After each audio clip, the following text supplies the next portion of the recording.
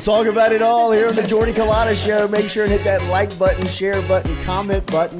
You know, one thing about Jaden that I've tried to talk to him about is tightening his chin strap. Because he doesn't tighten it, so every time he gets hit, it looks like his helmet's all messed up. And it's like, oh God, he just got rocked. For the win! Caught! It's gone!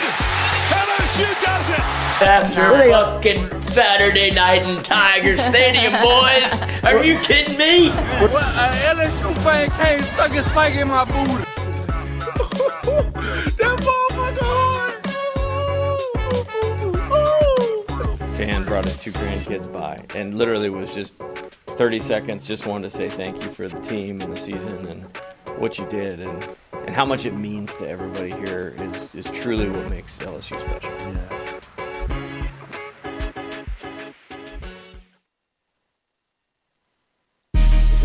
Coach Kelly, we're official. Finally, I'm get a telling chance to meet you. Thought I had to get a private audience with the Pope. It's Jordy.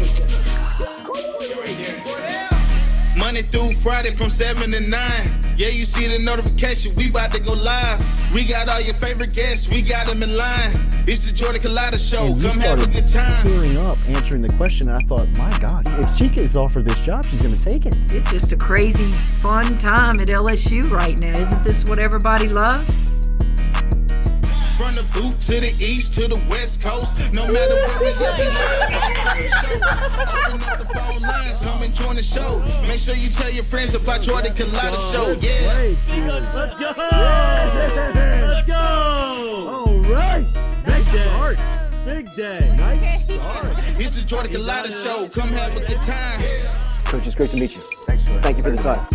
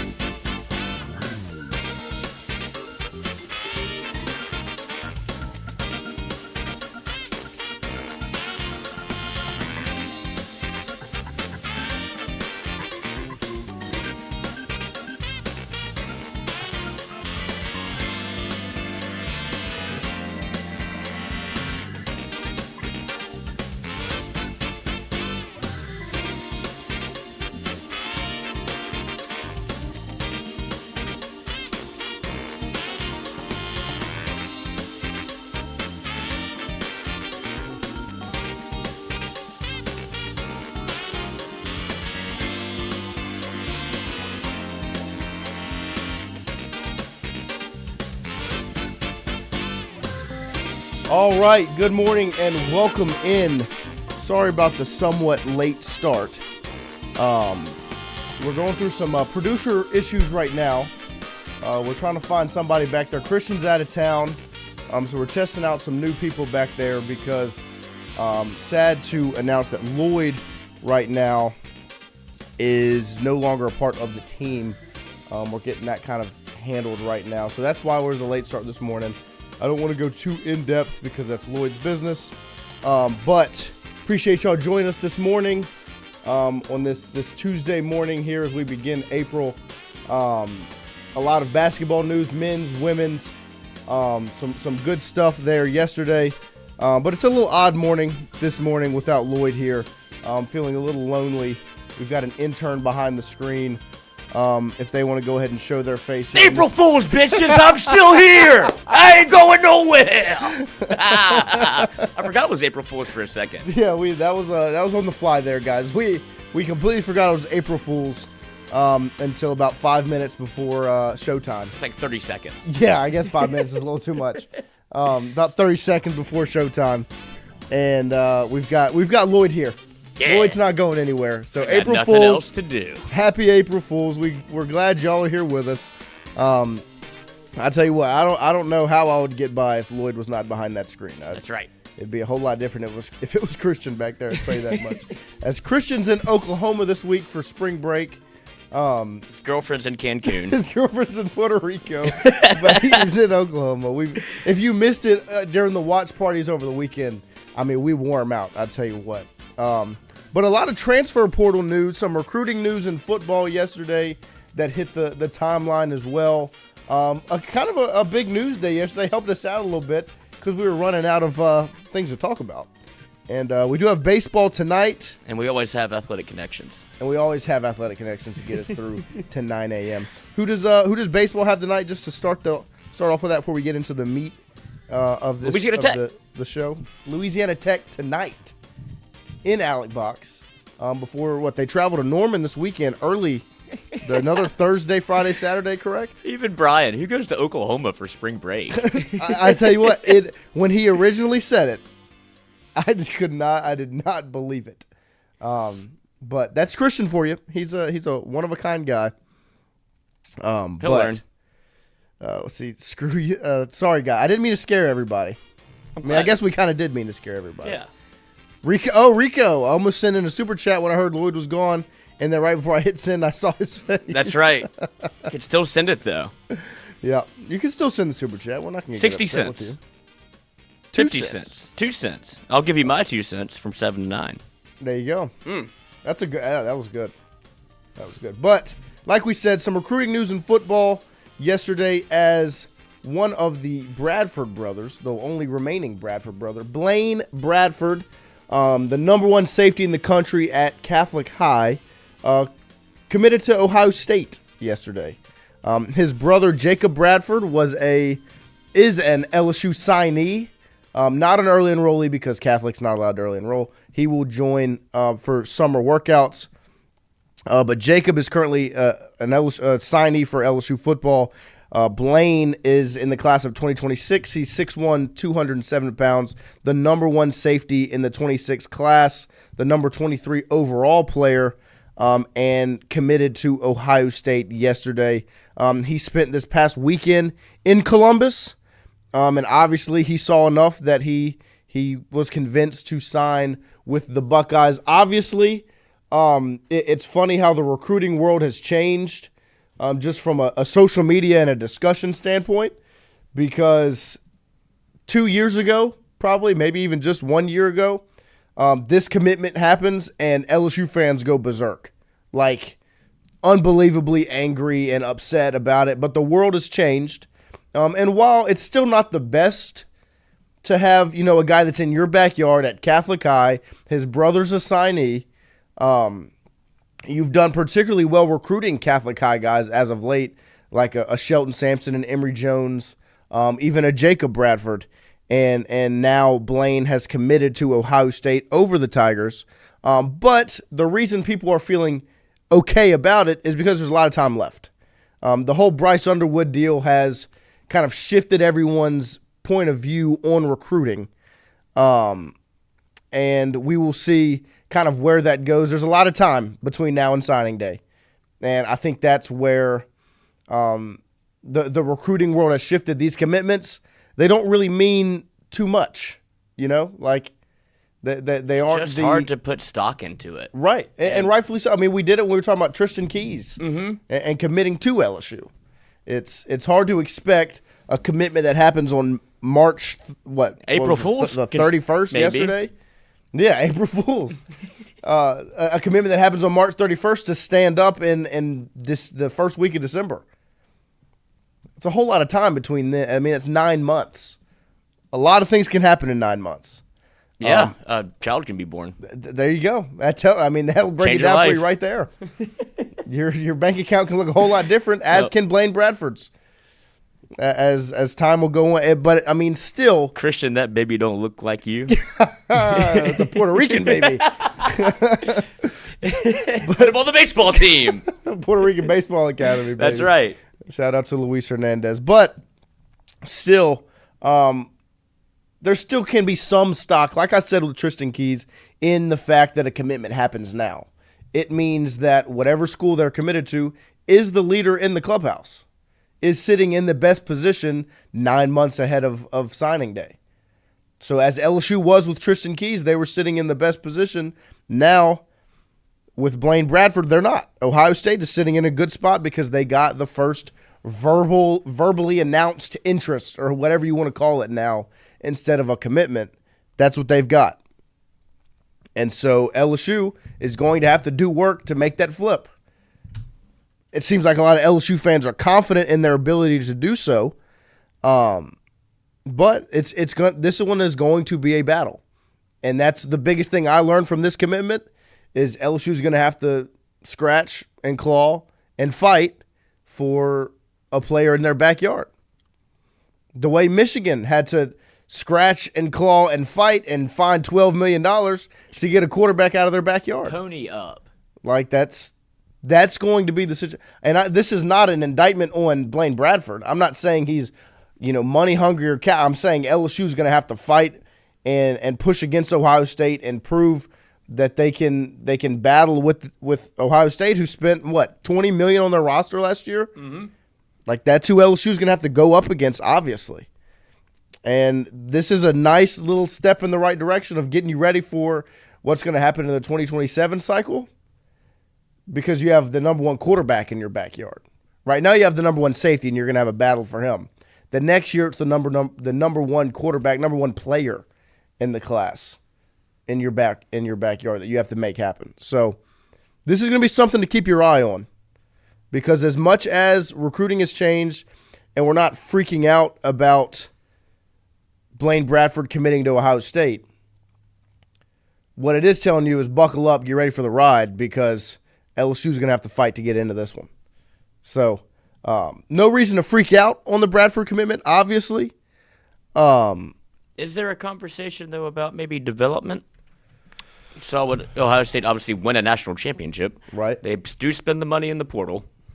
And you had Caleb Downs go from Alabama to Ohio State. You saw how he's probably going to be a, first-round pick in a year? Right. Would he have still – I think he still would have been the first-round pick. Oh, for sure. Alabama. But to be able to pull him from Alabama. Right. Yeah, I know. I mean, I think that when Blaine Bradford looks at the safety position at LSU, what is there to really look at as of late? It's been probably one of your weakest, bottom-tier, weakest positions over the last couple of seasons. There hasn't been much consistency there. They had a 5-star safety commit in Sage Ryan that played safety, 4 games in his 4 years?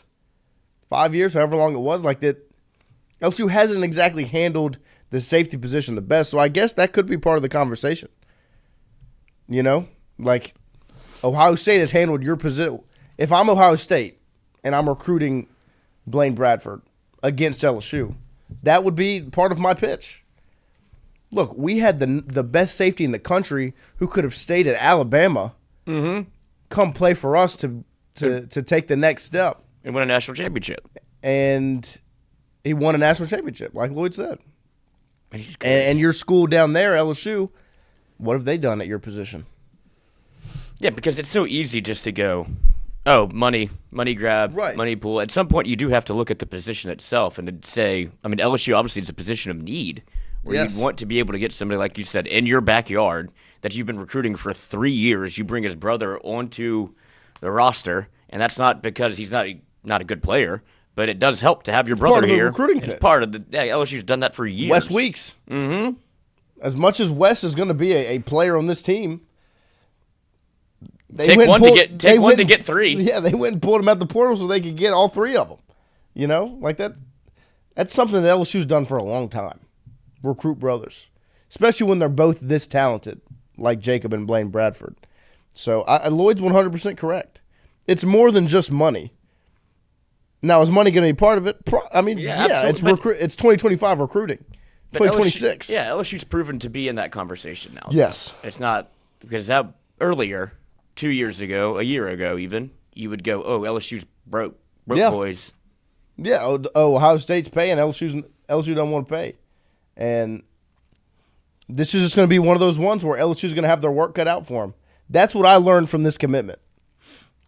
More than anything else, is that LSU's going to have to work to get Blaine Bradford on campus. And trust me, Blaine Bradford is someone they want on campus.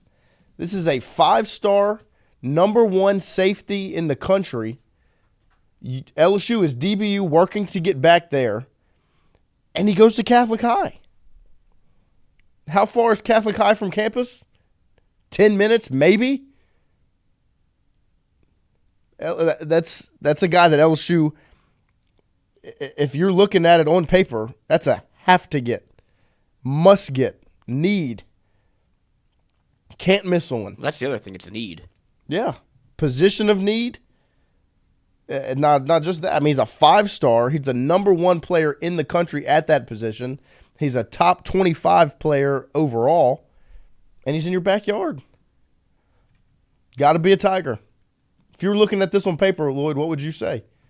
Has to be an LSU Tiger, right? Like, has to be. And right now he's committed to Ohio State. We'll see where that goes over time. It is so weird how it feels so drastically different than if just a year ago. Yeah, a year ago. But certainly with the recruiting era and the transfer portal era and the NIL and all of these things where when it happens this earlier, like if it would have been a year ago, 2 years ago, if it's the 2014 season, right? You're going live. Yeah.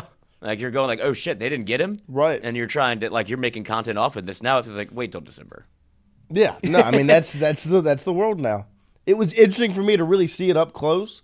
I obviously saw it from the Keys perspective of LSU not trusting a commitment on their, like LSU fans not trusting an LSU commitment on their end because they had been burned.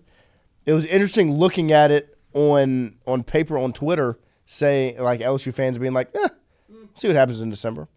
Darren Tross, y'all panicking on April. Well, we're not panicking. I'm not panicking. No way. I think I'm just saying. All that I'm saying, what I learned yesterday by the commitment is LSU's gonna have to work to get him here. Yeah, you'd prefer him commit to LSU, right? Even right now. Yeah, like I'm happy Tristan Keys committed to LSU, right? But it's not like I said. It's the opposite. And now, if it was 2014, like I said, I would be panicking. Yes, but it's not. Like this is the long game, brother. If it was 2022, 2021, I'd be panicking. It's 2025. This is a 2026 recruit. It's not over yet. But this is a good football player. Come downhill. Yep. Like, this is a guy high on LSU's list. Make a play. Yeah. Now I am panicking. No, he's a really good football player. Him. He should be mine. Yeah. He's a very good football player. So, But LSU has the money to be in these rooms and these competitions, and we expect to see this as something that's going to be played over time. And we'll see what happens in December. That's really what it comes down to, like we said. But speaking of LSU having the money to be in these competitions, in these discussions. Oh, yeah, it's Matt McMahon's fault. LSU men's basketball with 2 commitments yesterday. The first being, and we're gonna talk about Nwoko a little bit first because we're going to go in depth on one Dean Thomas because he's the real deal. But Mike Nwoko, Mississippi State forward/center, commits to LSU yesterday. And this one isn't one that jumped off the timeline, something that impressed too many LSU fans. Like I think even whenever I put out the tweet saying this was a very solid first edition, there were a couple comments like, "Really? You think? Why do you think they scored 6 points and 4 rebounds?" Well, to me, there's two things that are a big deal when it comes to this commitment for LSU. Is he's 6'10", 250 pounds, and he's played in the SEC. So you have a pretty solid front court right now. The front court's not exactly what you're rebuilding if you're LSU. If Damian Collins is staying and Robert Miller III is staying and you got Jalen Reed back, you're in a pretty good spot with your front court. Now you add 6'10", 250 into the mix. I mean, you put Jalen Reed and Mike Nwoko on the floor together. That's a pretty big, front court. Like solid, built, developed, grown. And he's going to bring a big body that can block out, rebound. I think he had a 20% rebound rate or something like that because as he averaged 6 and 4 or 6 and 5, he only played 15 minutes a game. So when he was out there, he was rebounding. And this is a nice addition to the front court for LSU. It's SEC experience, which to me, and y'all have heard me say it, is my biggest thing. I want somebody that's been in the SEC, done it, and that's what he's done. And a little quote here, Nwoko has that size and strength that the Tigers need in the post, was top 20 in the SEC in block percentage and rebound percentage. That was the numbers I was thinking of. And being able to pair him with those other 3 bigs, it's a pretty good addition. There you go. So I think this is a good move for LSU. Like I said, this is not a move that's going to jump off paper like the next one. I don't think you were beating out any big time schools for Nwoko, but this is a very smart move by Matt McMahon and development. Like to me, that's what you're thinking about more than anything is maybe he averaged 6 and 5 last year. You're getting him onto campus to hopefully develop him into something more than that. And he's joining a very good front court group. And so I thought that was a good first move by Matt McMahon to at least get some more positivity going before the big time news broke in closer to the nightcap, as UNLV point guard Dean Thomas was number 4 rated player in the transfer portal. And to me, what gives it away that this is a good addition for LSU out of the portal is who you beat out to get him. The 2 schools that stood out to me that you beat out to get Thomas were Florida and Kentucky. 2 teams that have built their roster and been willing to pay in the transfer portal. So obviously LSU has the money to be in these conversations now. Eddie did it with like the slickness. Made it happen quick. LSU wasn't in this conversation. No, you got him on campus on a what was it? They called it a silent visit. Mm-hmm. It's a quiet visit, and he commits to LSU. That's the biggest thing, right? Because you have Florida, who's still in the NCAA tournament. They're in right, the Final Four. Kentucky, who's already made moves in the portal. They went and got the big wing from Tulane that shot 43 or whatever % from 3, and so they've done a really good job. These are 2 schools that have done an excellent job recruiting out of the portal and being willing to pay. And LSU goes out, sneaks in, and beats them. Thomas, let's see, he spent his first 2 collegiate seasons at UNLV, averaged 14.5 points on 43% field goal percentage, 36 from 3, right about 5 assists and 2 rebounds. He led them in scoring and assists both seasons at UNLV. Obviously, it's going to be different going from the Mountain West to the SEC. But this is a very, very good basketball player. Like, extremely talented. I did some research on him before. Some things that stood out to me. These are his shooting splits. These are his hot spots where he likes to shoot the ball from. So the percentages are like at the rim. He's 50% field goal percentage from, scoring at the rim, and those are 32% of his field goal attempts. That's kind of the breakdown. He scores above the break, so not really corner threes. Above the break means everything really except a corner three. So straight away, wing threes, he's shooting 43% there, and that's 9% of his shots. He is very good going left. He's a left-handed guy. That was one of the things that stood out to me was his ability to finish on the left side. Now, he's not one-sided. He can score left or right, but when he's going to the rim, if he can get to that left side, he's a very skilled finisher on that end. He's got range. I think if you just look him up on YouTube, the first video that pops up where I got those percentages from, actually, the first two clips are him pulling it from, beyond NBA range. So he's got a nice jump shot. The thing that stood out to me the most is his handle and the pace that he plays with.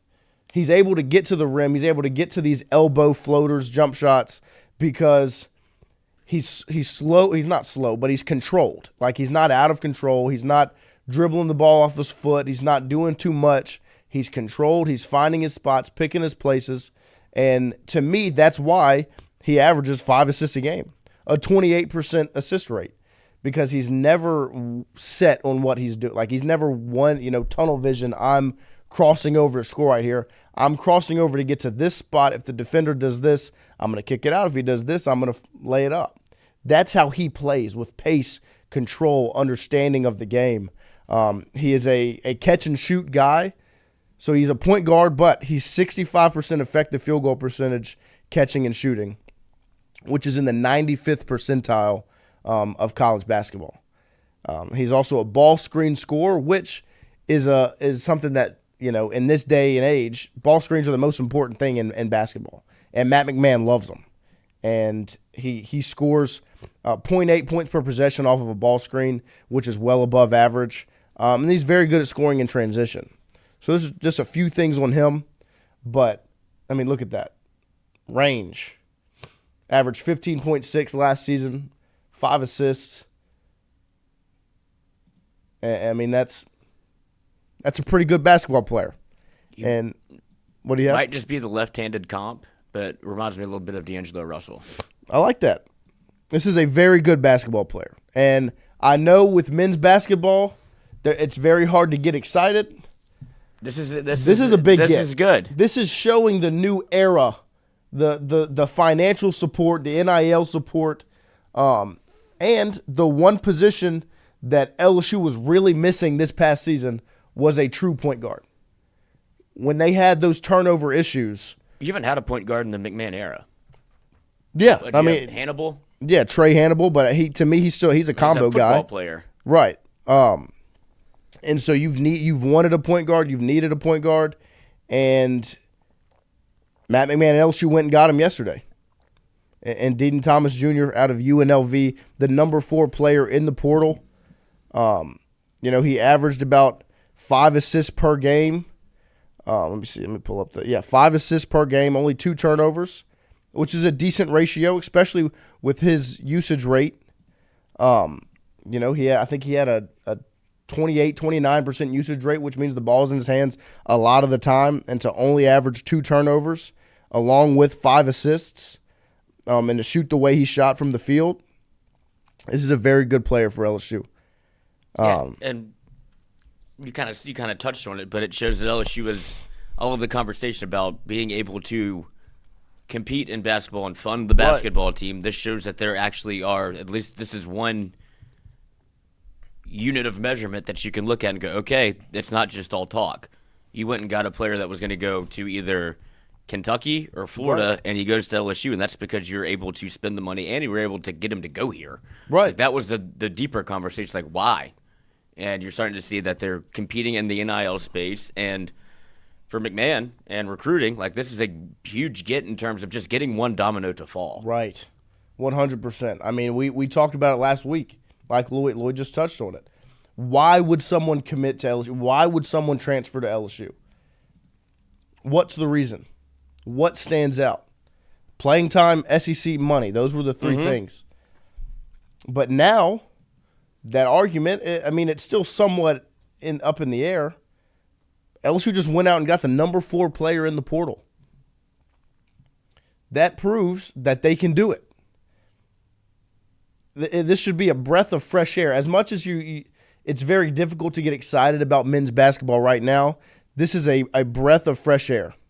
This is your first breath out of water. Yes, you're gasping for air. Well, you've broken through a little bit, not all the way through, because you still have steps. Like Mark Cumbie in the chat, Matt McMahon better make the NCAA tournament, not NIT, or he should be gone. One more shot to get it right. I'm not going to go out and say that he has to get it. Like he's only got one more year to prove it, because that's not my decision to make. In my eyes, I think he's in that position. Like, this is a make or break season, and this is a very good step at making it, not breaking it. You know what I mean? Like, this is a very good basketball player. And not only that, this is good from a PR standpoint of we can go out and get the number 4 player in the portal. And these are just two additions they've made. More will come. They have a top 20 recruiting class. Spectrum, what's BS? Don't just say BS. Enlighten me on what's BS. You have 3 players on the roster now. Yeah, you can almost feel the team, right? Yes, he needs to make the NCAA tournament. I'm not saying that. I'm not Scott Woodward, so that's what I said. I'm not Scott Woodward. I'm not saying he has he's getting fired if he doesn't make it. That's not my decision to make. But I think that's the general consensus. I believe that that's what it is, that's where he's at.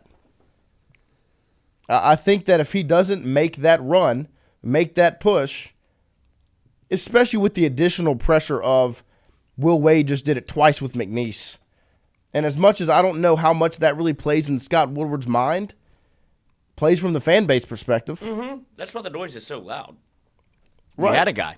Yeah, that's why the pressure is probably higher than it should, or than it normally would be. And it was a bad product. Yes. And when you're LSU and you see that you compete, and we talk about it all the time, you compete in baseball, you compete in softball, right? You compete in women's basketball, you compete in football, you compete in track.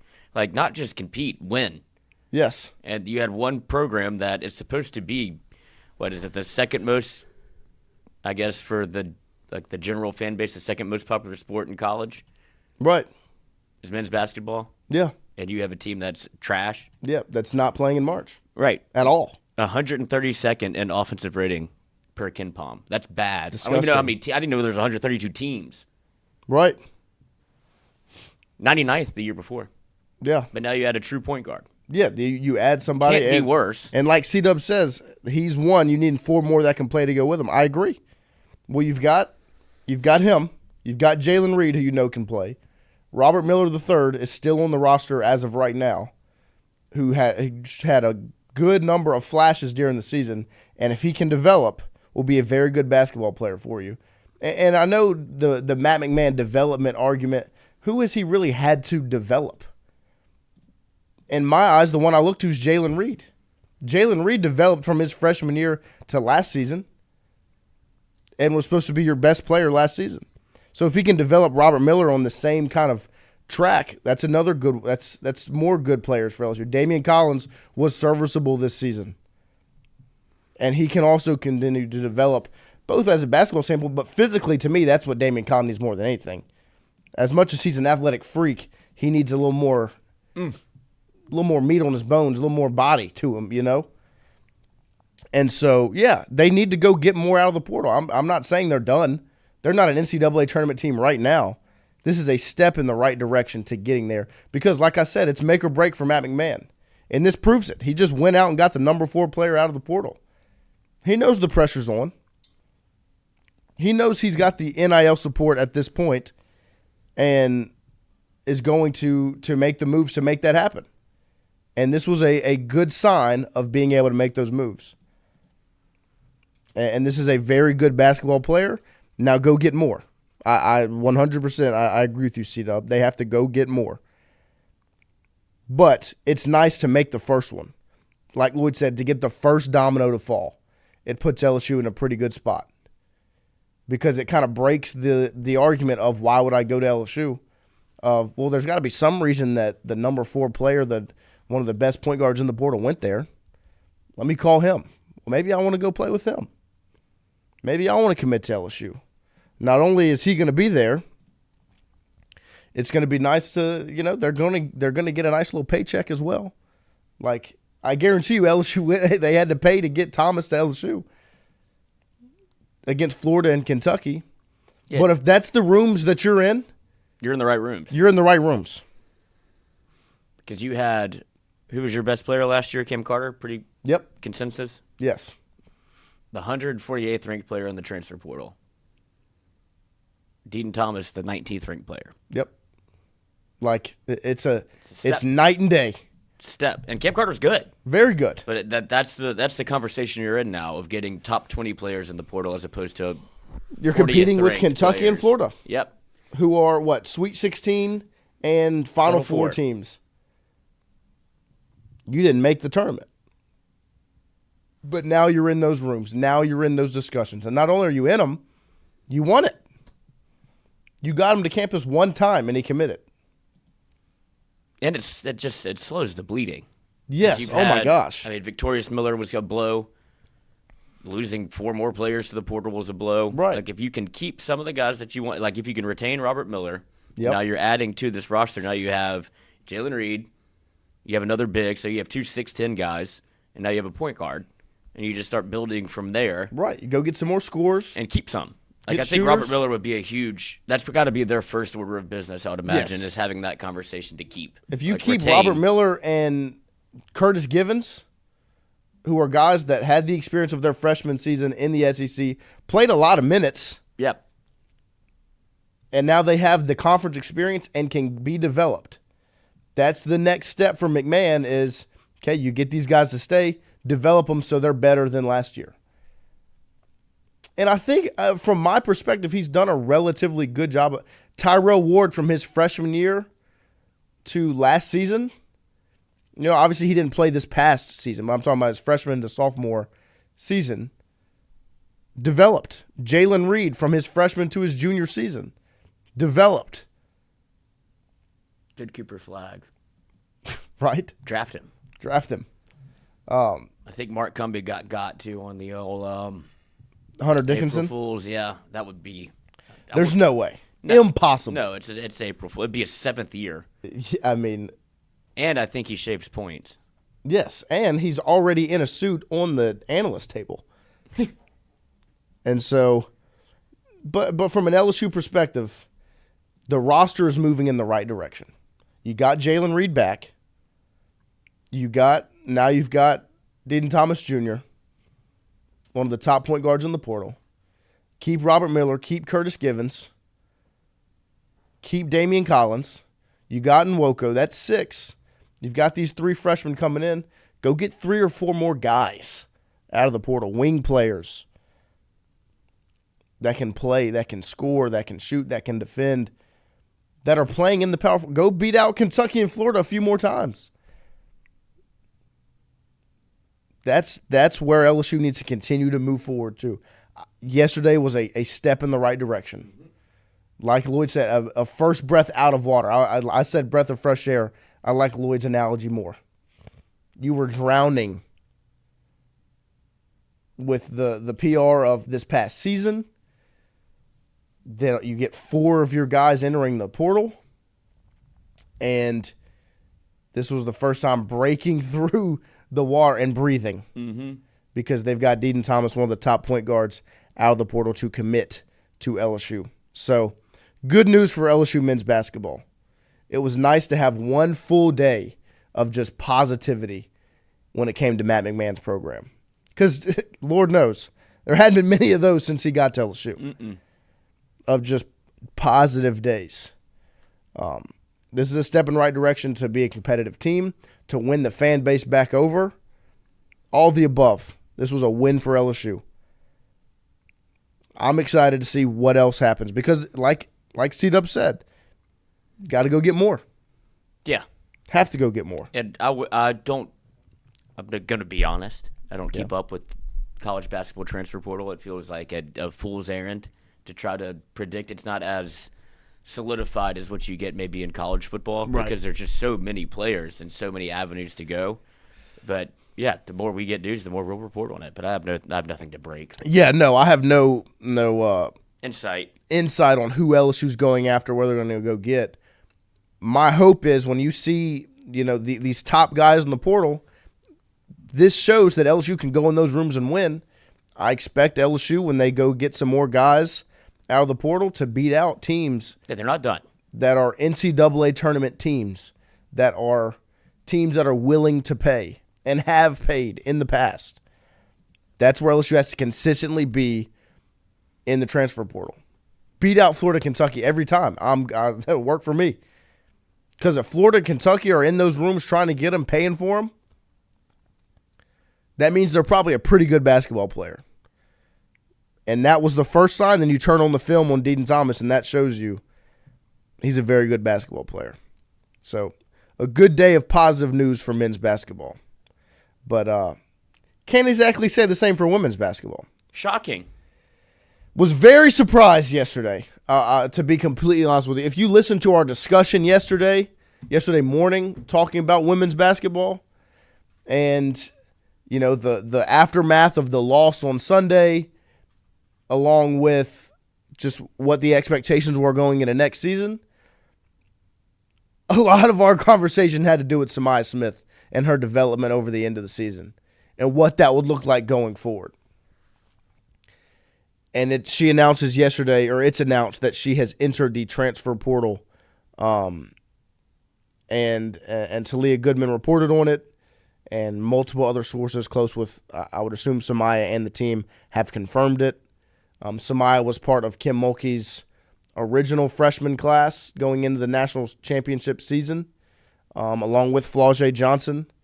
And Samaya was a good part of that team, played in the national championship game, obviously got hurt ahead of her sophomore year, was going kind of rolling with the punches this past season, getting back into rhythm, came along very strongly in the NCAA tournament.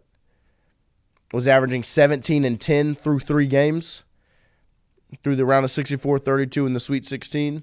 And the Elite Eight didn't have the best statistical performance, but battled from start to finish with Lauren Betts, who has 5'6" inches on her, couple pounds, and is one of the best centers in the country. And so Samaya's averages on the season, 6.6 points, 6.4 rebounds, 1.4 blocks. Those aren't anything that jump off the paper. But in the NCAA tournament, she went from 22 minutes per game averaging to about 36 and 40 against Florida State and NC State, and had double-doubles in both of those games. And as much as Samaya's a loss, because she's a big loss. Like she was going not only was she important this past season, she was going to be huge going into next year because you're losing Anissa Morrow. So my thought yesterday was, in the portal, LSU needs to go get a post player. Now you need more than just one because you lose both of your post players. With Anissa Morrow and Samaya Smith, you have to go and make something happen. Because these are two big losses. And Anissa, you can't get back. Samaya, I don't know what the situation is. I don't know if LSU's still in the cards. I don't know if it's returned. But my assumption and the way to play it the safest is, if they're entering the transfer portal, they're not coming back to LSU. I have no true insight on the situation. But surprised. I was very much surprised yesterday when it happened. Like you said, if there was somebody that you could point to and you started to see somebody get better throughout the year and somebody that was becoming a kind of key cog in what they were doing, it was Samaya Smith.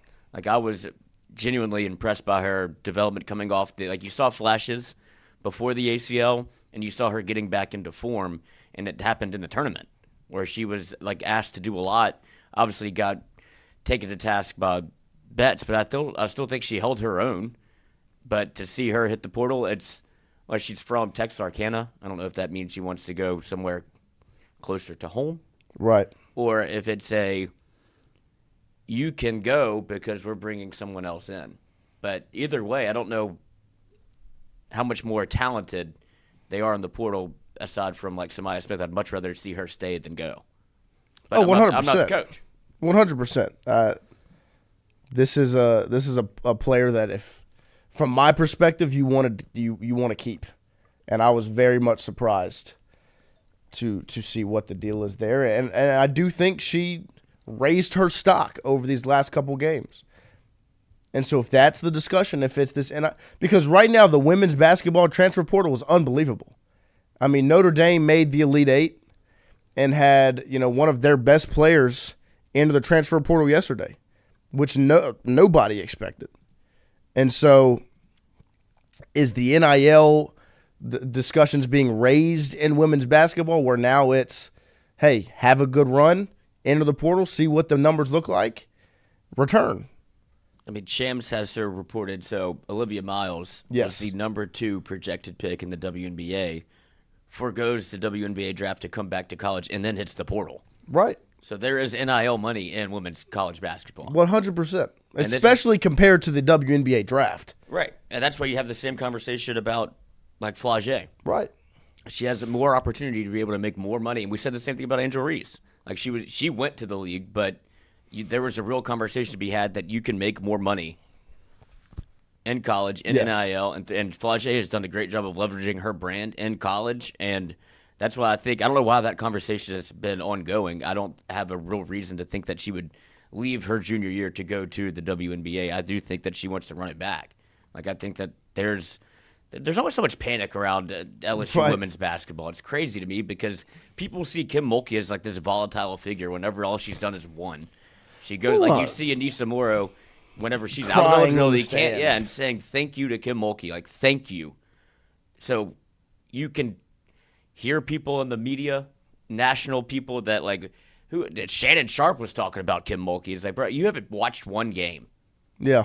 You just have a narrative that is nationally confounded off of people because they don't like her. Well, Stephen A. Smith goes on First Take yesterday and discusses the clip of Kim Mulkey messing with the reporter, LSU or KLSU reporter, a student reporter that I guarantee you has been at more than just that press conference and has interacted with Kim Mulkey more than just that one time. And were they a little flustered? Yeah, I would have been.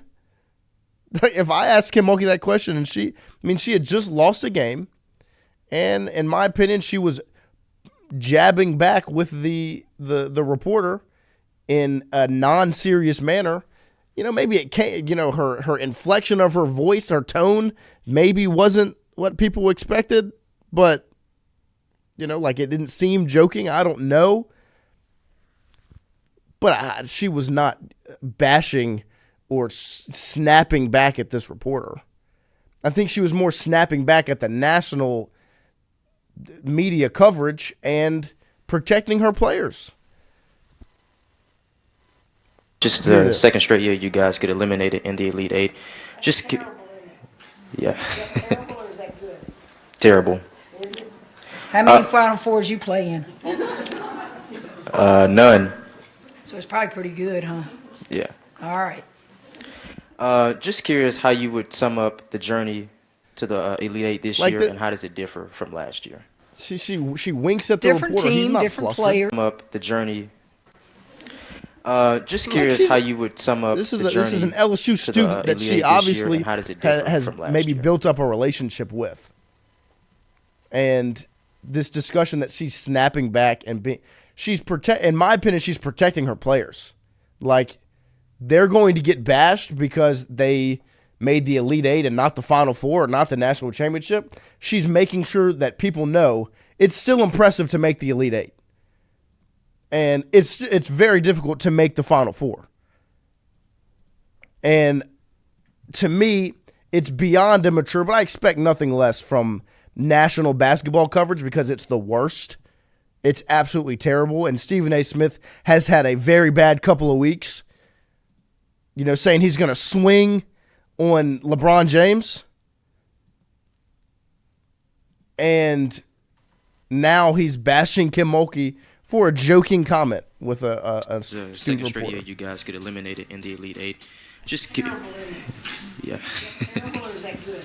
Terrible. How many Final Fours you play in? None. So it's probably pretty good, huh? Yeah. All right. I'm not going to take away from the fact that Kim Mulkey is a great coach and an established coach. We just need to finally say this about her. She's very rude. She's very rude. She's very, very rude. Yes, very condescending. I mean, she's rude, she's condescending, and unnecessarily so to too many people. But it's always with the right one.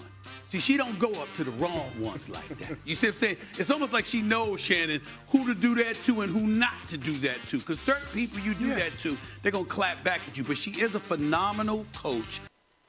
Is Stephen A. somehow making that about himself? Get out of my face, man. Like, he's like, she won't talk to me like that. Right, like that's... She don't want nothing to do with you, Stephen A. And you don't want to talk to her. I mean, it's you don't just... give a fuck. It's laughable, man. Like that, I think I put on Twitter, it was the epitome of stay in your lane.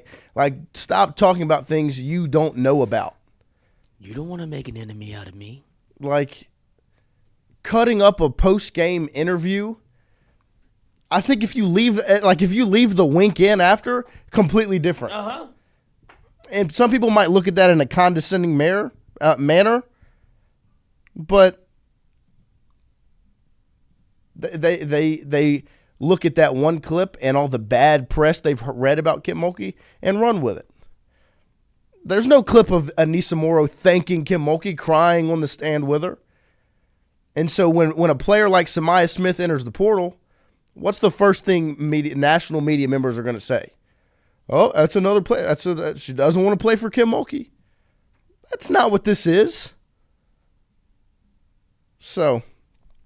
And for just, obviously I do believe that they've had interactions before from the Reverly KLSU, whatever it may be. It's a student reporter that she's probably talked to before. Yeah, that's what I'm saying. And like, it's not their first press conference. She's trying to put it into context that where was LSU's women's college basketball before I got here? Now I've gone two straight, like I've gone to the Elite Eight twice. Is that bad?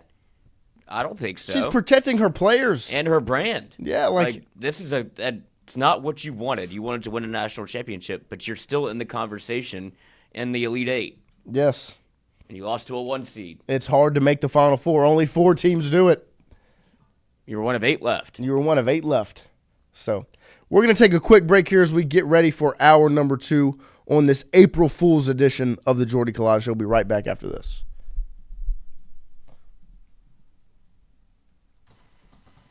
Red Stick Sports. Red Stick Sports, a local staple in Baton Rouge to all sports fans, was founded back in 1981 and has remained a family business for over 40 years. Today, they still have the great selection on the floor, but they're also a leader in custom apparel for businesses, sports teams, and other groups. Take it from us, everybody over here at FM Digital Media. They help us out with all of our apparel. Let them help you out today. Go ask for Cody over at Red Stick Sports. Check him out online at redsticksports.biz. The Jordy Culotta Show is brought to you by A-Bears Lawn Maintenance. Commercial or residential, A-Bears Lawn Maintenance is ready to work.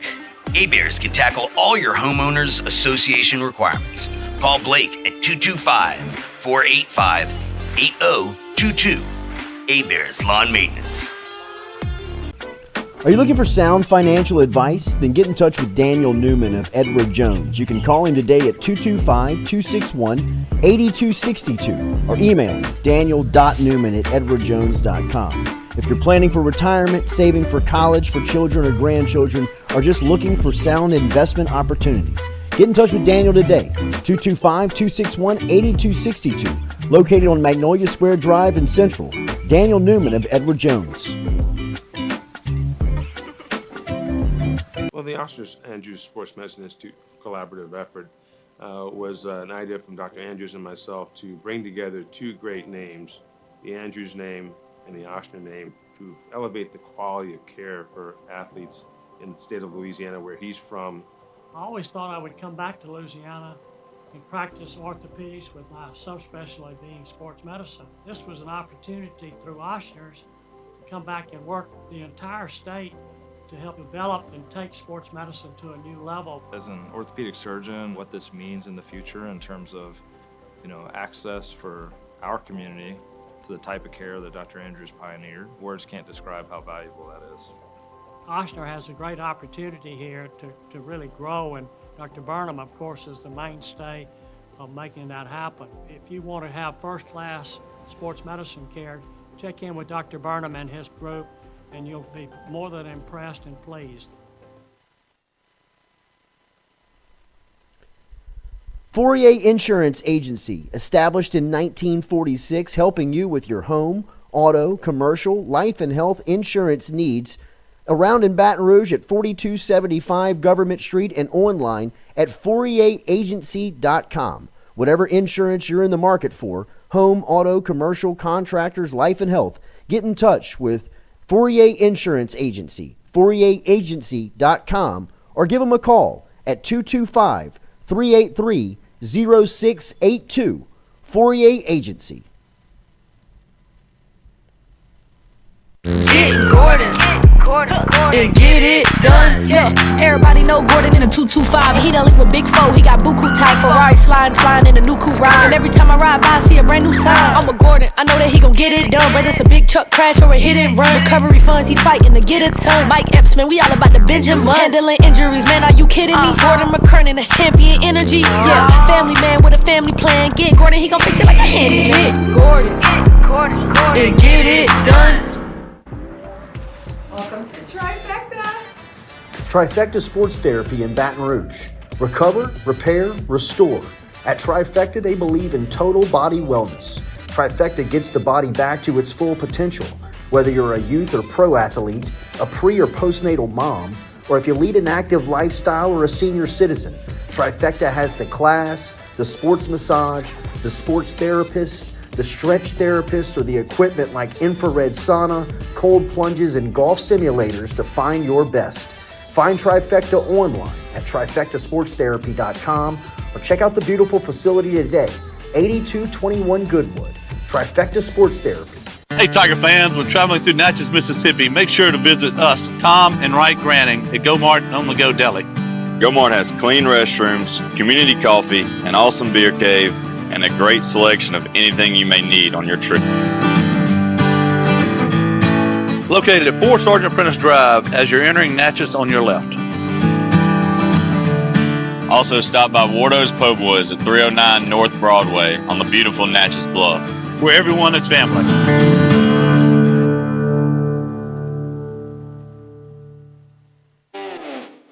Got chores that need some extra muscle, but a large piece of equipment is overkill? That's what John Deere compact utility tractors were made for. Powerful enough for the work you need to do.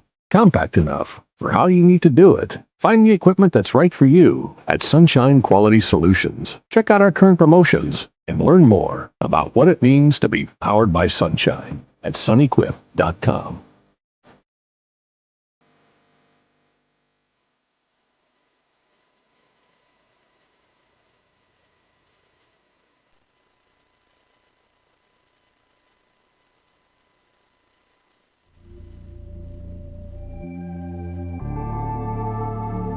Hey, Chino. Cut my headphones up, bro. Yeah, right there.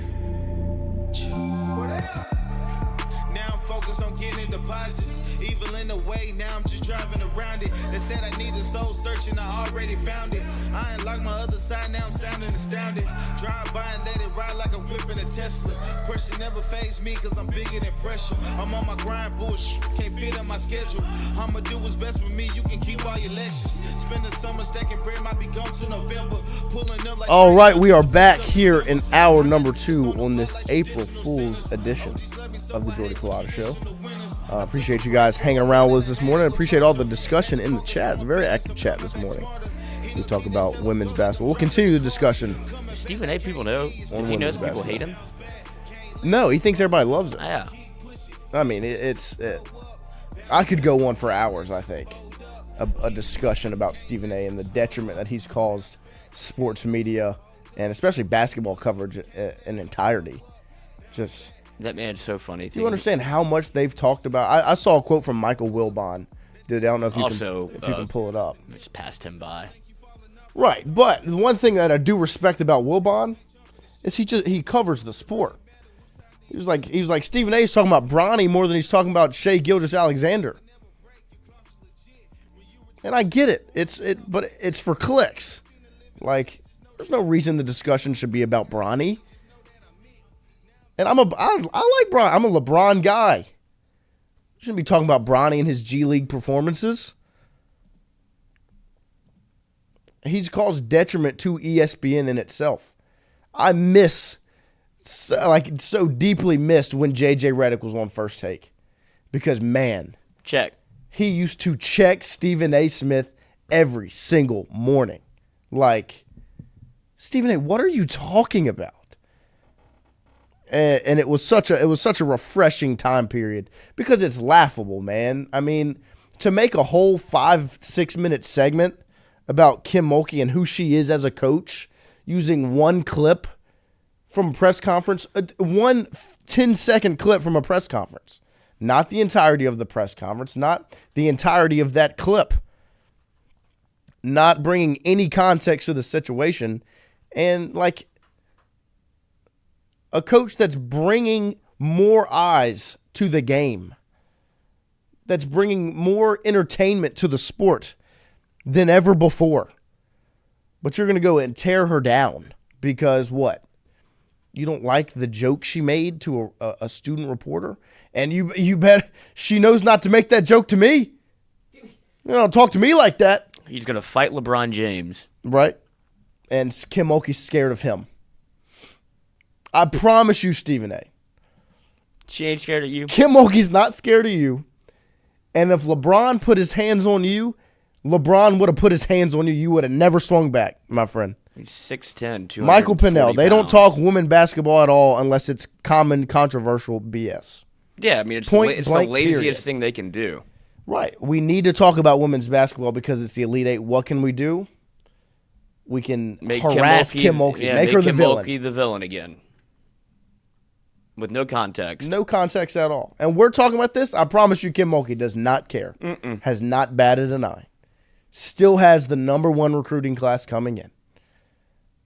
We'll probably still is going do to go some put damage in together. the portal. Still is going to go put together one of the top transfer portal classes. So make whatever comments you want. It doesn't matter. But how embarrassing of a last couple of weeks has it been for Stephen A? Mm-hmm. I mean, he has been, as much as everyone's hated him for a period of time now, he's really pulled the wool off of some of the people's eyes on just how laughable he is as a media member for the sport. And I used to get some entertainment out of First Take. Like, I like debate shows. It's entertaining. But what it's turned into now, where they're not talking about anything real. Yeah, it's more about their personal brand than it is about actually giving you news. Well, yeah, we're supporting our friends. Like, that's what the show is now. Like, that's what the sports media world is now. Is they think they're above the sport. Yes. I've been here long before you, LeBron, and I'll be here long after you retire. See how much I talk about you. I promise you'll still talk about LeBron. Because all you talk about is what's going to get clicks. LeBron gets clicks, which is why you're talking about him now. And you're not talking about the season he's having. You're not talking about basketball. You're talking about his son, who's playing in the G League and playing pretty well.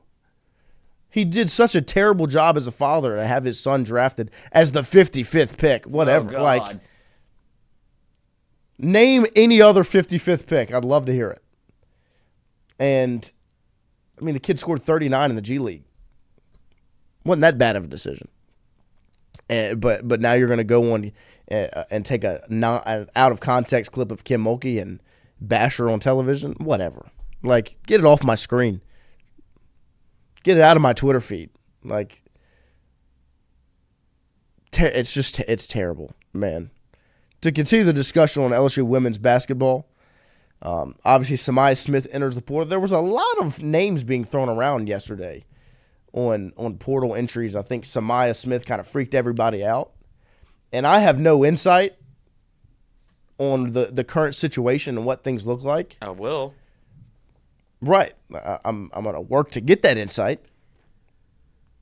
But the Michaela Williams name being thrown around in the transfer portal, my gut, and this is just Noah Tingle talking, this is no insight and no words from anybody else. Maybe I'll end up being wrong. I don't think there's any weight to that.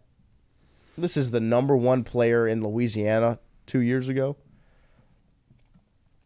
Played at Parkway High School in Bossier. And the Flage going to the league conversation, where a story was written by Reed Darcy, who covers women's basketball for The Advocate. Right. Once I tasted the national championship more and more, I felt like the national championship I was a big factor in it, but there were bigger factors. I want my own one. You know what I'm saying? Where I lead the team. That's what you really want. She continues. I feel like I haven't really done anything for real. I mean, we're going to Elite Eights, but that's not success for me. Some people have to be in the Elite Eight. I don't want to be in the Elite Eight. I want to be in the Final Four. Sounds like she's coming back. Yeah, I think both of them will be on LSU's roster next year, and I have a pretty good feeling about it. Why would Michaela Williams leave? She has on multiple occasions stated how much this means to her to play for her home university in her home state and show other girls playing basketball in Louisiana that they can come do the same thing. Why would she go anywhere else? I would be very surprised if she went anywhere else. It's not like... And it's probably immature of us to even entertain this at all. Yeah. But, I mean, it's coming up on the social media sphere with the fan base. My advice would be don't even touch it. Don't talk about it. Don't look at it. None of that. Because I get that the Samaya Smith stuff was surprising, because it was surprising for me too. I didn't see it coming. But Michaela Williams to me is a completely different conversation. She has improved from her freshman year to this past season. I expect her to do the same. She's got a great relationship with the coaching staff.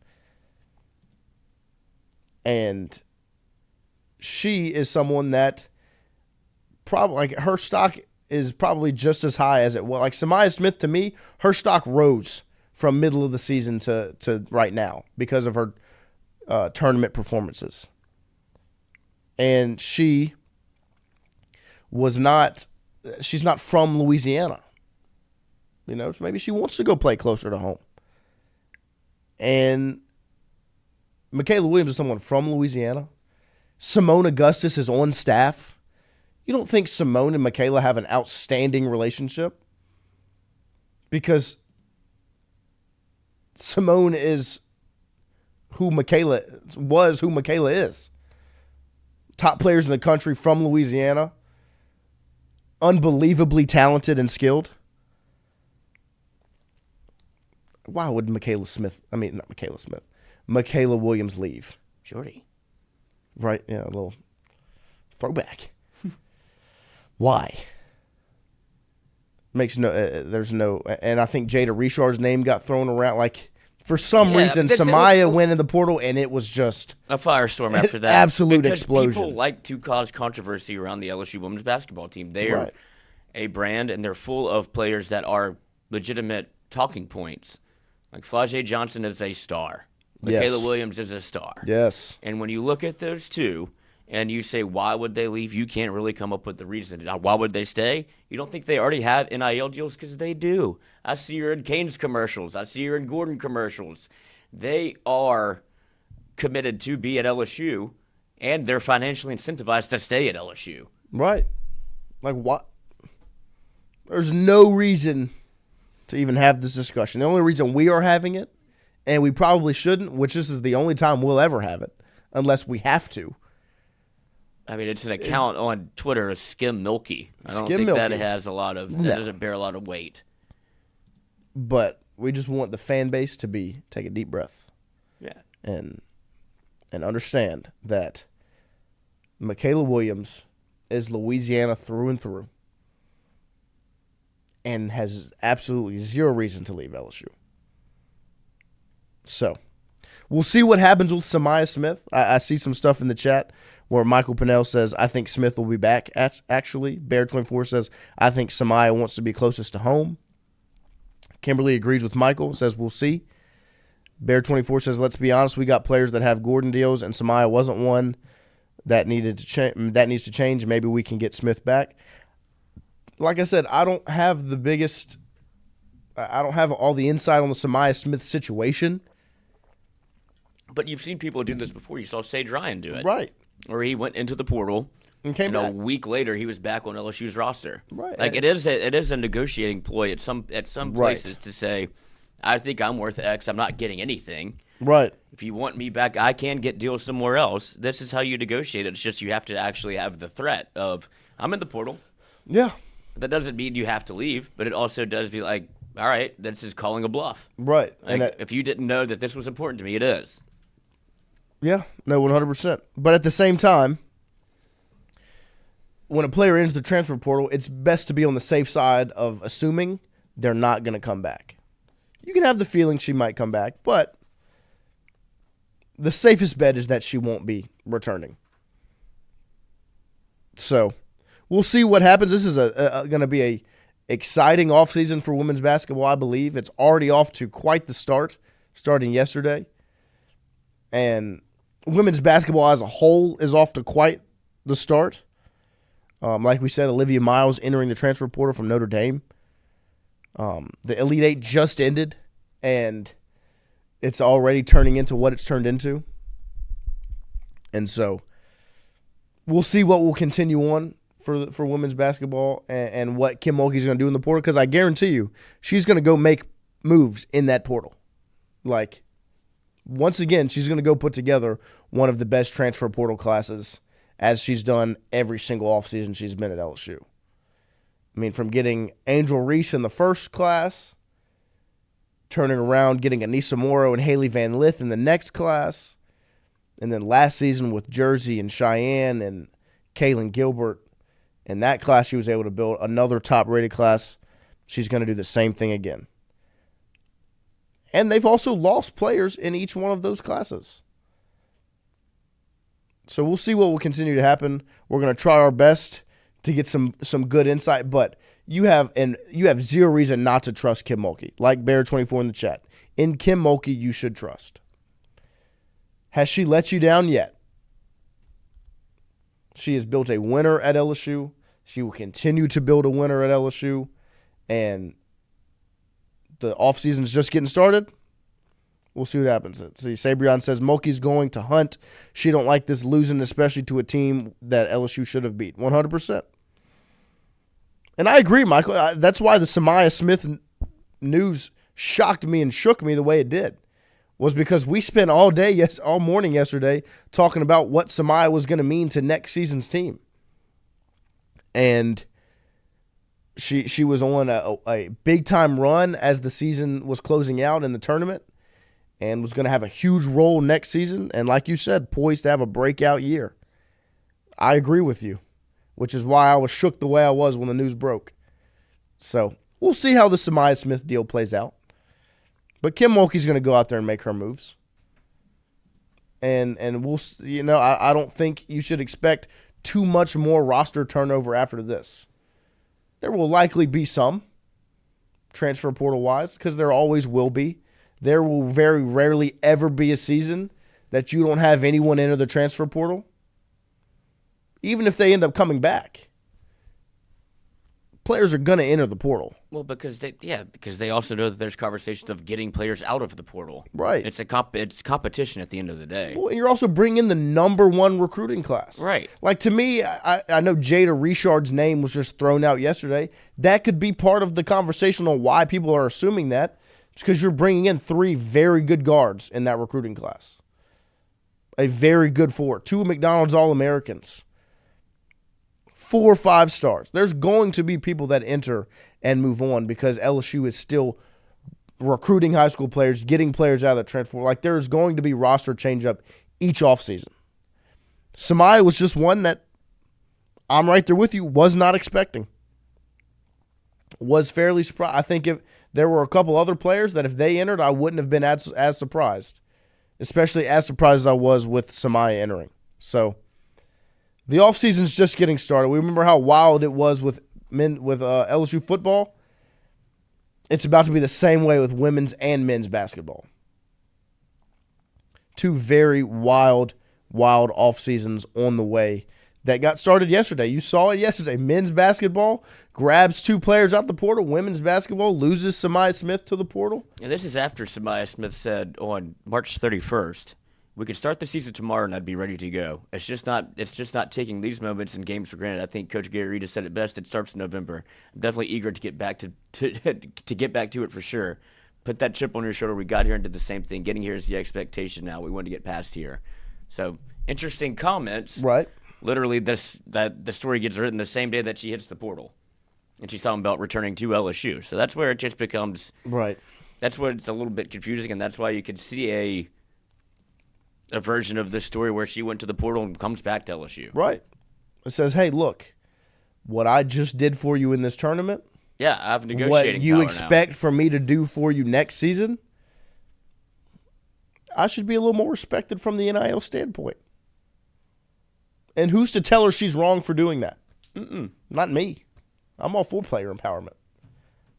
No, I don't like the whole transferring 7 different times to 7 different schools like TJ Finley. And I'm sure there were other schools that reached out to Samaya Smith as well. Yep. Because of her performances in these last 4 games, because they were very impressive. So, that also plays a factor in it. Like Devin Johnson in the chat. She got offered a bag, I bet. I'm sure she did. Like that's the world that you live in. That's college sports now. You have a good season. I guarantee you Flauger's been offered a bag every offseason. But she's also getting one from LSU. Mm-hmm. She's also building one on her own. As an artist, as the mega star she is. One of the faces of the sport.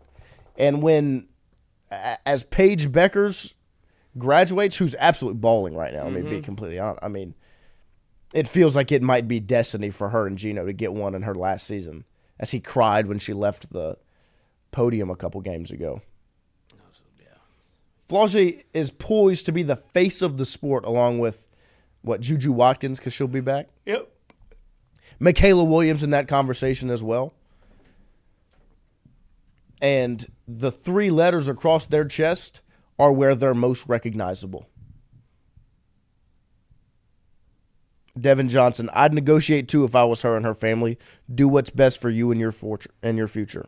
100%. Andrew Messina, Schwartz and Reedus better get in the portal and find some dogs. They're not just getting in the portal, I promise you that. The portal starts long before it's for the coaches, long before it starts for the fans. Expect another big offseason for LSU women's basketball. Always. Every single time. Just like the expectation for football is going to be to do the same thing next season in the portal. Just like the expectation for men's basketball is now going to be the same thing. Welcome to being competitive in your sport from an NIL standpoint. This is how it's going to operate from here on out. So, Kings in the chat. Samaya had 2 or 3 good games all year. Someone taking a big risk with giving her a bag for 6 points per game. We'll see how it works out. I promise you're looking at a lot more than just the stats, especially if you look at what she looked like at the end of this season against some of the best competition they played. She was playing some really good basketball. Yeah. And her 2 or 3 good games all year were in the NCAA tournament. That's going to go a long way in those coaches' offices. Michael Pinnell, Samaya is very underrated. 100%. You saw her skill set. You know how you saw her freshman year, how skilled she was and the development she needed to go through. She tore her ACL. She had to come back from that injury. ACLs are tough. They're not the same as an ACL for football or men's basketball. There's a biological difference. And it's a tough tough injury to recover from, and she found a way to recover, grow, and play the way she did at the end of that season. Yeah, at the end of the year, she finally got back to looking like 100%. Yes. Where they went to her offensively, she played a defensive game. She was able to be a factor. And so that's where I get the conversation. If somebody reached out to her, they said, you should put your name in the portal and see. I get that because as much as you want her to be a factor for LSU, I could see where she wants to be a star somewhere else. Like you have Michaela Williams, you have Flau'jae, you're bringing in 2 McDonald's All-Americans. Like, if she thinks that she can go put up better numbers somewhere else, then that's a conversation she can have. But there's also a world where, this is just a thing where I'm going to put my name out there, see what happens, see what comes back. 100%. Going to match. That is now the normal. Mm-hmm. Like that, it's going to continue to be the normal. South Carolina and Dylan Stewart. I guarantee you, for South Carolina to cough up the cash they did to keep Dylan Stewart on their roster, he probably went in the office and said, "Look, I just had an outstanding freshman year. There's money elsewhere. Are you going to pay me?" And South Carolina said, "Yes," and paid him. Women's basketball is why should it be any different? Devin Johnson, her defensive effort alone versus UCLA should have gotten her an offer. Amen. Bear 24, I wouldn't stress about these players too much either. LSU's going to be okay. 100%. As much as I was surprised about the Samaya Smith news and would be upset if she's leaving, what in the world is this? Oh, my gosh. Where did you find this? Did you have this loaded, or did you just scroll past it? I saw it on Twitter. And somebody said, this is why the aliens won't talk to us. Such a good little boy. Very obedient. Stop. Stop.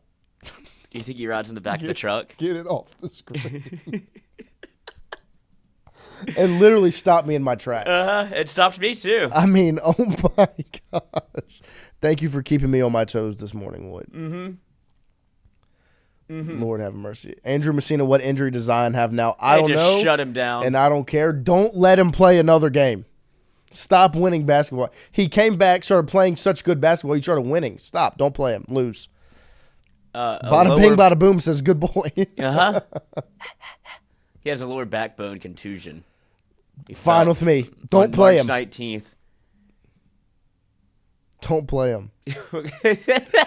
Did you see what Bada Bing said in the chat? Oh, my word. God, that's unbelievable. Just need a little bit of levity. Everybody's panicking. Yeah.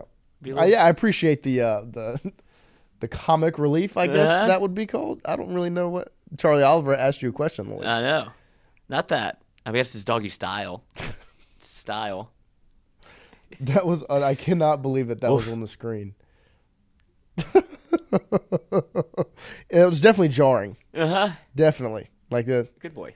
Have we had any check on? I know people don't like when we go to Tiger droppings, but I'm not going to go through any of the forums. I just want to see what some of the titles are. Question for the McMinn. Let's see. Nothing too bad. Does Flau'jae come back for her senior year? Okay, I was expecting a little bit more of a freak out on there. I'm not mad. No. Sabrion, I'd hate to see Lloyd's browser history. Wouldn't we all? It's normal. Normal for it's a work computer. Yeah, fair enough. A little bit of a baseball discussion before we get to playing some games to close it out this morning. Who pitches tonight, Lloyd? Who's on the bump? $1 million question. Gavin Guidry. Oh, God. No, you'll see him when you see him. We did interview Casey Evans last night on Mic'd Up. How was that? It was excellent. Great interview. Go check it out. I believe it's already cut on Twitter. The podcast will be out today. But, yeah, great conversation. The boys are in a great spot. Mentally? Yeah. And a lot of the conversation was, not a lot of it, but it was mentioned in passing, was kind of Casey Evans, obviously a freshman, but how the team has made a decided effort to be more of a cohesive unit. Last year they got away from it after a national championship. And it feels like this is one of the like even coming from high school, playing travel ball, this is like this. It feels like we've been playing together for 2-3 years now. And he's a freshman on the team, and he just came in and started dominating. Right. But he was a two-way guy that played shortstop and pitched, and then he made the decision. He said this himself, where like we were kind of asking like, what made you stop playing the field or wanting to hit and be a two-way guy? He's like, whenever I had to face Chase Shores, he's like, this is not fun. He's like, he went to Jay's office and goes, Coach, I think I'm going to put the bat down. He's like, are you for real? He's like, I just want to pitch. That's awesome. Great decision. Yeah, no, I mean, it's worked out well. But I don't know who they throw today. I'd be interested to see. You saw Newt pitch a little bit on Saturday. Right. So, and he's been your midweek guy. They'll probably do by committee. But also interested, there's one name to continue to watch. It's going to be William Schmidt and see how they want to use him going forward, because in this world of how we talked to Case and Evans about it yesterday, where they're going starter, then like they're piggybacking off of their starters with almost one or two guys. Right. And Case Evans has been put in that role where he can go 3 innings, 3 1/3, and kind of extend himself, and you don't have to throw a ton of people on the back end. And so that is what the plan is going forward. That Jay said that after Cowan did it, and he saw what Case Evans was able to stretch against Texas, he's like, hey, game 2, it's you. Like, this is what we're going to do. And he's like, if we're in the game, if it's like remotely competitive, this is how I want to use you. He's like, absolutely, let's do it. So this is kind of how LSU is shaping moving forward. And if you're a fan or if you question it, I mean, that's a relatively strong way to build your team when you have a starter. You effectively have 2 starters that get to go on Friday and Saturday, or 4 starters, I should say, where they can split the game into 2 and you only have to use 4 arms. If it's going to look like that, where you have dominant guys, that's why I wanted to see Schmidt be able to be that 5th guy or 6th guy, because then you're disgusting if you can go Cade Anderson to Zach Cowan, game 1. Then you can go Ianson, who seems to be pretty good, right? Right. Then you go Ianson to Evans for game 2. Then you can go Shores to Schmidt game 3, and it's like you only use 6 guys. And then you can do some different things matchup-wise, but you have guys that can eat innings on the back end that are filthy. And so I love where LSU baseball is right now, but I don't know who they throw tonight. Yeah, no, I mean it's going to be by committee. Yeah, they're trying to save these, like some of Case and Evans said it too. He's like, do your parents come to games? Like, they don't come like Tuesday. Like, I'm not going to play. Right. I mean, like a mix of Schmidt. Yeah, that's what Newt. Like if they pitch an inning. Right. Like, I don't think you're going to see like a de facto actual Jacob starter. Myers. Yeah. Maybe name for Rizzy. Cade Woods. Rizzy. Like, all these guys, they're all going to get, like, Connor some guys Bench, have to throw. Cooper Williams. Yeah, exactly. Get them some work. Let them play 7 innings. Yeah, like your offense should score enough runs that. It's crazy that LSU sweeps the weekend and doesn't move really in the rankings, but the big dogs in Vegas have decided that they are the odds-on favorite with 4-1 odds to win the national championship, but still ranked 5th. Hey, I think they're trying to break up a little bit of this suck fest for the SEC, where you have Georgia ranked 2, Tennessee 1, Arkansas 3, then it's Florida State, Clemson, then LSU, and then it starts all over again. Yeah, then you have You have Alabama, Ole Miss, all in the like the entire SEC. I mean, so they threw some different teams Texas in there. Sure. Yeah, like good. The how many of the top 10 are SEC teams? Just in the odds, I can look at the top 10 a little bit, but you have for the odds, it is LSU as the favorite, Tennessee 2nd, Georgia 3rd, Arkansas 4th, and then you have Florida State, sure, Clemson, sure, Oregon, haven't seen them play a lick. Then it's Texas, Oregon State, Florida, Texas A&M still up here, Oklahoma, Alabama, Vanderbilt, Auburn. Like, it's just an SEC thing. The D1 baseball, the latest rankings.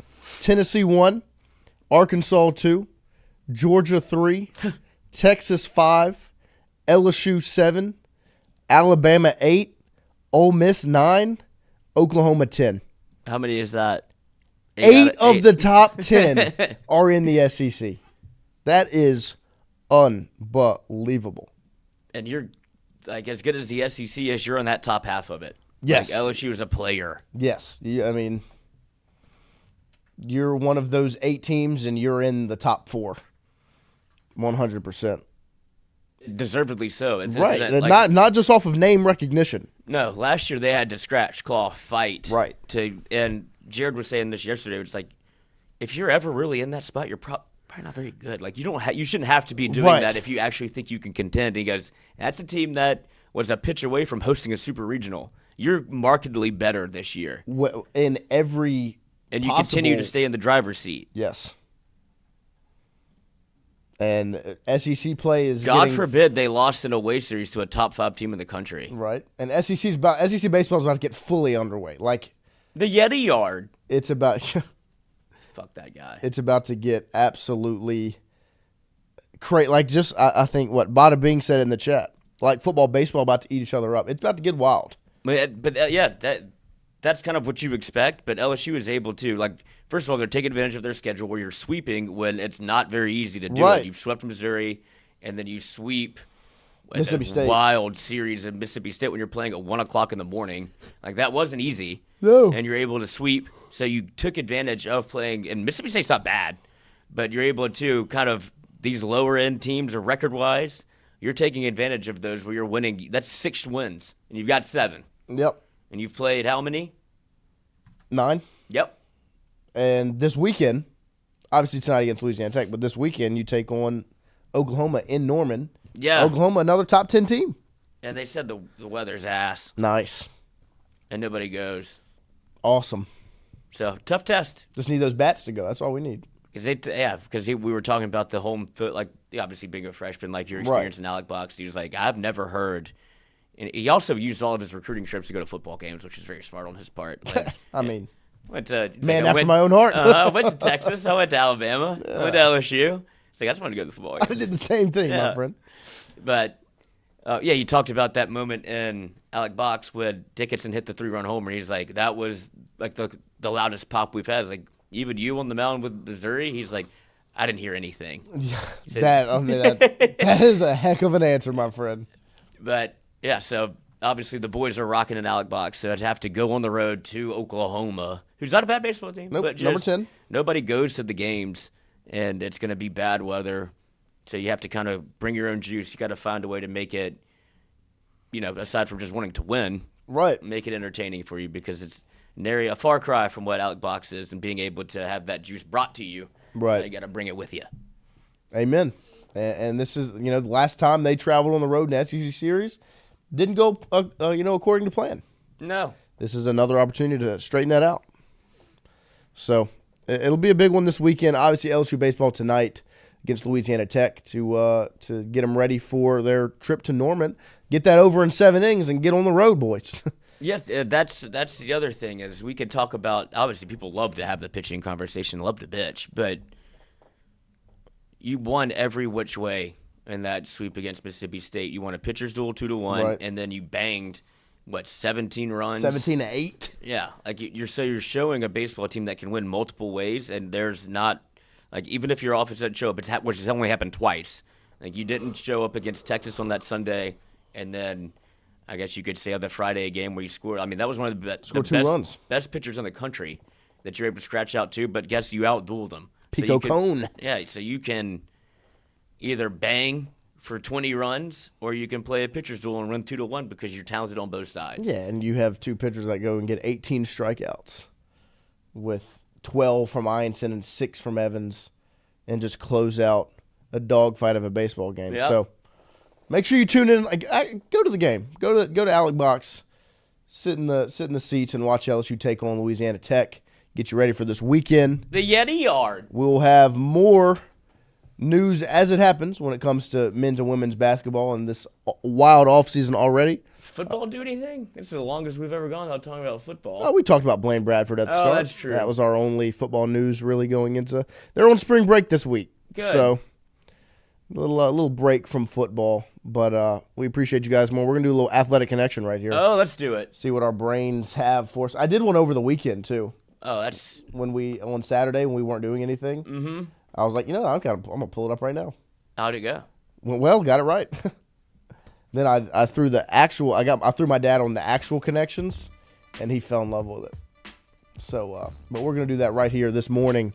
See if we can we kind of got in our bag yesterday. See if we can bring some of that prowess over to this morning on this April Fool's edition. Hope that joke got y'all this morning. I think it did. It worked well. I think so too. We played it out a little bit longer than I thought. Really? Yeah, I didn't know. We could have played it out all the way through. Yeah, I thought about not saying anything. Like if you were just silent the whole show. And then it would have been tough for me. That's the only reason we didn't do that. Yeah, I'd hate to put you in that spot. It would have been very You're tough here, for me. but you're not going to say anything. Maybe I should. This is for next year. I'll just go on a rant for about 15 minutes, and then I'll get all emotional about how much I miss you, and then we'll take a break and then come back, and it's just you sitting here. We could have if we would have planned it out, we could have really made something entertaining out of it. But could have dressed up like a dog. That would have been disgusting. All right, here we go. All right, bowling pin. All right.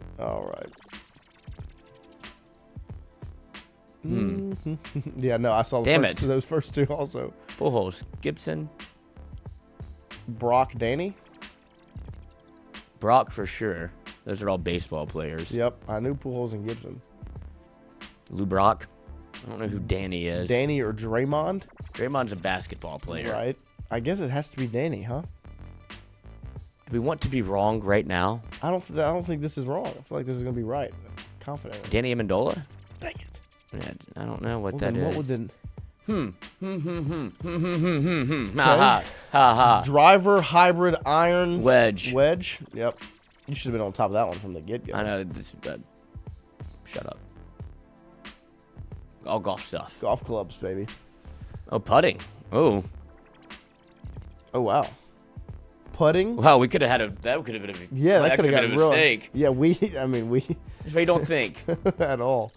Oh, Musial. I missed him. Oh, there you go. Stanley. Reversal, takedown, escape, pin. All wrestling. Takedown. What is this? Draymond, bowling, green. Putting green, Danny green, Draymond bowling green. Leg is in 5. Bowling green, Danny green, Draymond green. Leg is in 5. Fo. He's got some good. What was it? SGA, PGA, USA. Leg is in 5. Shannon Sharp. You never heard that? I mean, I've heard him. It wasn't right. Sports takes. He was grunting, breathing, growling. Michelle. I think you said Michael. No, he hates Michael. He's a LeBron guy. Respect. What should we do? Let's do a Wordle. Let's see if we can stay hot. Stay hot on this April Fool's Tuesday. Let's play Wordle. If we get this Wordle right in 3 words or less, I'll get you an ice cream cone. I was going to say LSU is going to get another big-time commit for men's basketball today. Which one would you rather? An ice cream cone. You can get a commit later. You can get a commit tomorrow. You can get a commit tomorrow. I like ice cream.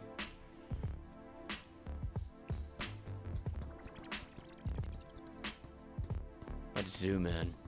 Get in tight right here. Bring it in. Bring it in close. Bring it in. Raise, the OG first word.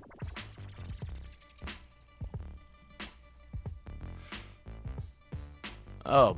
Okay. Oh. Okay.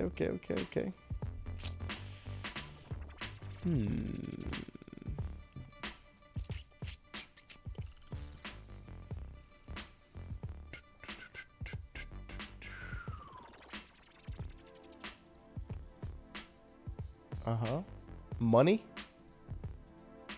Raise money. Raise money. Oh, we got the E. Got the E in the right spot. I don't get my ice cream cone if I don't get it right here. Gosh.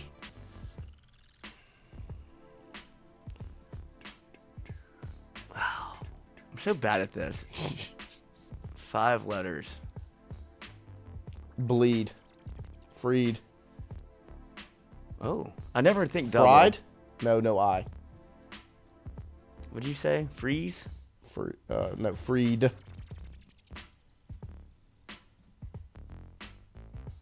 Okay, there's another 2 E, E's. There's another E, though. EVE. No. No, I think the E will be in the second square. So we need like... Let's see what this... Come on, chat. Come on, chat. There's 2 E's. There's 2 E's. Thank you, Hunter. Why'd you call me dumb? Because you got the first one wrong. You forgot about... Oh, Stan Musial? My bad. Yeah, my bad. My bad. I hope the Tush Push gets banned. That's not helping us at all.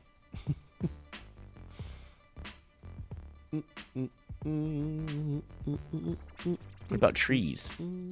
No, it's not gonna. The E's not gonna go there. It's gotta go in. I feel like it's gotta be in that. I was gonna say greed, but it's not right. Ethel, Ethel. You could do names. I don't know.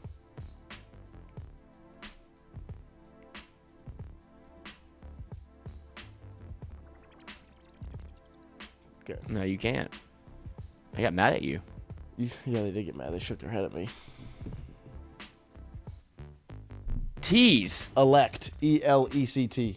Yeah, usually when you say it like that, you get it right. No? Because it has to be there, right? Yeah, never mind. What did he say? Kenny. T's? No. No. E's in the wrong spot. Please.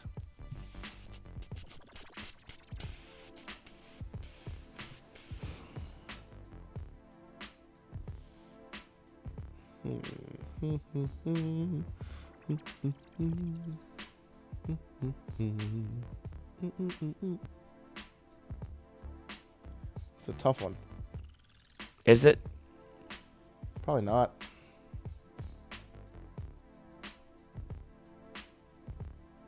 I wanted to do detect. Erect? No. E's are in the wrong spot. Good try, though. Let's see. I'm trying to think of something with an...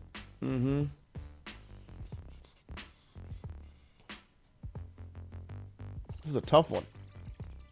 D's, G's, squeeze, squeeze, please. Put an E in the first square. Put an E in the first square.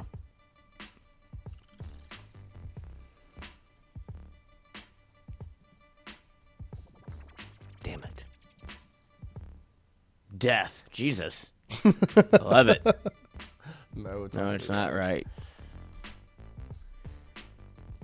D-E...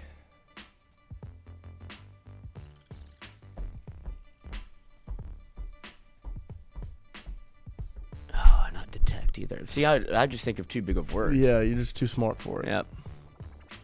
Bevel? Worth a try. Be it. Oh. Okay. Revel. Okay. Oh, no. Nope. No V. If we can't get it now, we're really dumb.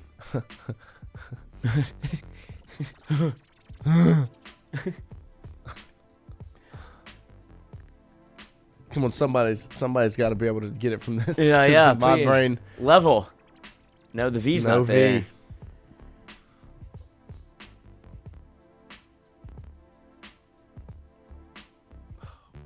Lapel? No, that's an A. Yeah. Jewel. J-E-W-E-L. Jewel. Hunter Hall. Shout out. Great work, Hunter. No ice cream. No ice cream for me. Shout out to Hunter Hall. Thank you for your help. We will be back with more Jordy Culotta Show tomorrow morning from 7 to 9. We'll see if, maybe never. We'll see what happens in the next 24 hours. Maybe we'll hit the transfer portal. Maybe so. Love y'all. Love you. Later. Happy TIGERS. 20% off. Where's that? Right here. Pet the dog. Don't hit the dog. Pet Go the dog. Tigers. Go Tigers. Oops. Oh. That's how you produce, baby. I've been giving L's like I know love and I can't lose. For myself, man, I can't lose. For my family, man, I can't lose. I grind hard and I can't lose. I'm stacking days, man, I can't lose. Big stepper, we can never put on the